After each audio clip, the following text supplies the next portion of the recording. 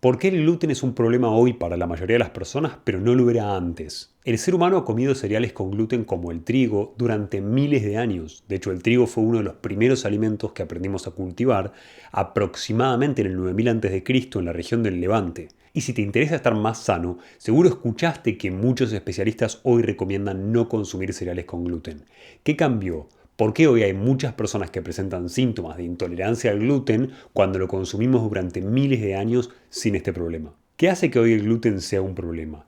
Que existan personas con celiaquía, por ejemplo, con síntomas muy graves si comen gluten, personas intolerantes que tienen síntomas mucho más leves si consumen gluten y personas a las que simplemente comer estos cereales las distiende. Lo primero que podemos pensar para entender estos cuadros nuevos es, ¿hubo algún cambio genético en el gluten? Pero el trigo es un alimento que no es GMO, que no ha sido modificado genéticamente. Y si no cambió el trigo, ¿cambiamos nosotros? ¿Hubo algún cambio en nuestra genética que justifique hoy tantas reacciones exageradas al gluten? Y la respuesta obviamente es no. El ser humano tarda miles de años en hacer cambios genéticos como especie. No puede hacerlos en 20 o 30 años y de repente causar que tantas personas tengan problemas de intolerancia al gluten o sensibilidad al gluten. Pero si bien no hay trigo genéticamente modificado en el sentido que todos conocemos, el 99% del trigo que se cultiva hoy sí se alteró durante el siglo pasado, generando algo llamado trigo semienano. Este trigo es más resistente a sequías, es más fácil de cultivar y tiene más almidón que el original, pero también tiene más gliadina, que es una de las proteínas inflamatorias que forma el gluten. El problema es que este trigo fue tan importante para la humanidad durante el siglo pasado que le otorgaron a su creador, Norman Borlaug, el Premio Nobel de la Paz en 1970, con lo cual las cosas nunca son blanco y negro. Por un lado, este trigo es más inflamatorio para nuestro sistema digestivo y más dañino, pero por otro lado, salvó a 1.000 millones de personas del hambre literalmente. ¿Por qué es importante este cambio para tus síntomas? Porque para que tengas una referencia, el trigo que se consumía durante el Imperio Romano contenía nada más 4% de gluten. Luego del Renacimiento, las nuevas técnicas de cultivo y selección dieron lugar a un trigo más resistente y con 8% de gluten en su composición. Y finalmente, con este trigo enano y semienano, el contenido de gluten pasó a ser 12%. Significa que triplicaron los valores de gluten en el trigo que consumimos normalmente. ¿Y por qué esto representa un problema para nuestro sistema digestivo? El primer concepto que tenés que entender de por qué el gluten puede ser un problema para todos como humanos es que no tenemos la capacidad enzimática de digerirlo de manera completa. El concepto es muy simple. El gluten es una proteína. Esa proteína es una cadena de aminoácidos. Y nosotros digerimos las proteínas rompiéndolas en bloques y absorbiendo esos aminoácidos que la componen.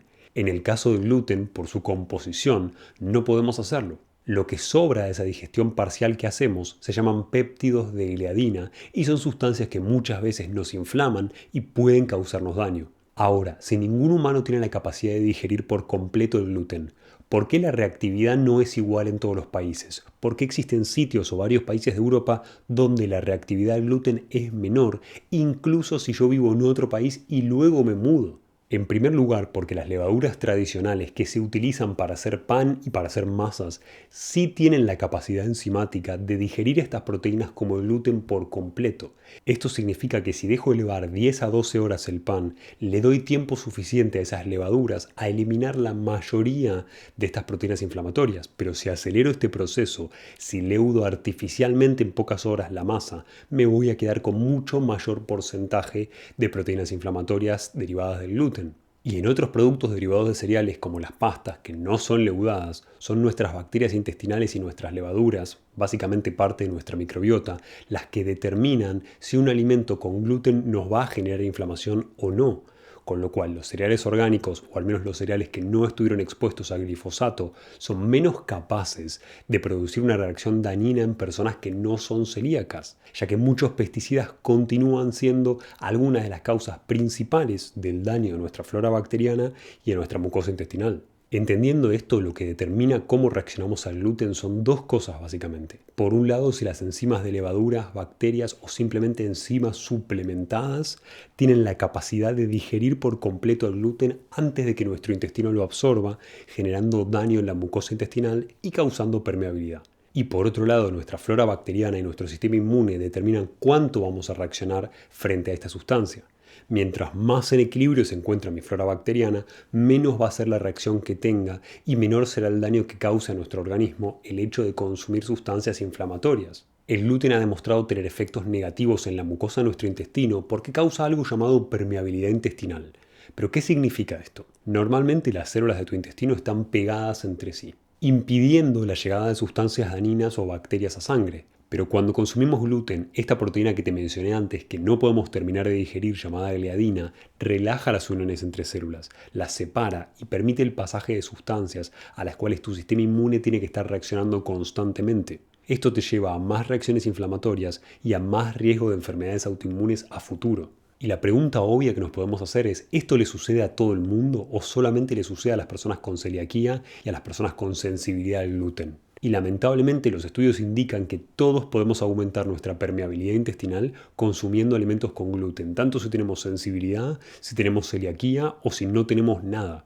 La única ventaja está en que quienes no tienen ningún tipo de intolerancia o sensibilidad van a reducir la inflamación más rápido que el resto de las personas, porque liberan más de una sustancia llamada interleuquina 10, pero van a tener permeabilidad intestinal igual y van a inflamarse igual, como puedes ver en este estudio. Además tenés que considerar que si bien la agricultura permitió que el ser humano produzca alimento de una manera mucho más previsible y permitió el crecimiento de la población a nivel mundial, luego de comenzar a cultivar cereales y a basar su dieta en menos alimentos, la estatura del ser humano en diferentes partes del mundo disminuyó varios centímetros. Y la estatura es uno de los criterios que tenemos para evaluar el nivel de salud en general de una población cuando solo se encuentran restos arqueológicos. De hecho, se presume que esta reducción en altura fue causada porque nuestros antepasados, cazadores-recolectores, comían desde vísceras de animales que cazaban hasta decenas de plantas de temporada, y cambiar hacia una dieta de monocultivo o poca variedad implicó una pérdida en la calidad nutricional.